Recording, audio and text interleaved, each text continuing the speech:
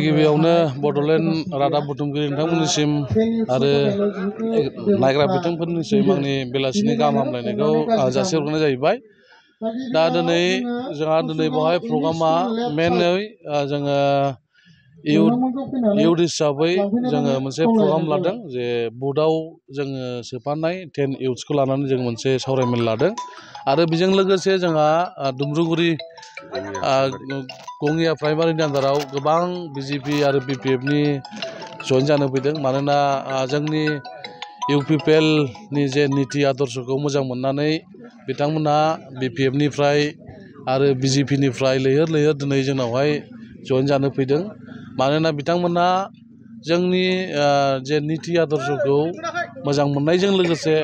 आरो जोंनि इउनिटिखौ नुनानै बिसोरो दिनै जोंनाव लोब लोब जोंनाव जइन जानो फैदों आरो गोबां बेबायदिनो साउथ गङिया नर्थ गङिया गासैयावबो जोंहा दिनै इउपिपिएलखौ मोजां मोननानै ज'नो जोङो जोंनावहाय जइन जानो फैगासिनो दं आरो बेबायदिनो फैबाय थानाय बे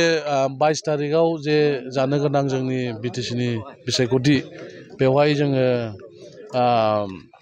जोंनि कुसुगाव हिसाबै रबिराम नार्जारिखौ जोङो फेजेननो हागोनखौ जों रोखा नुदों आरो जोंहा जोंनि इउपिपिएल हिसाबै जोंहा उकिल मोसाहारिया आगुआवबो जोङो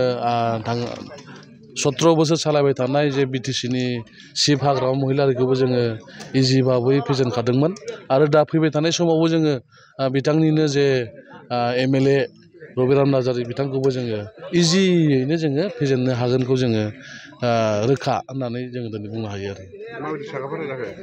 साखाफारायाथ' जोङो एकदम फुराबाबो जोङो साखाफारा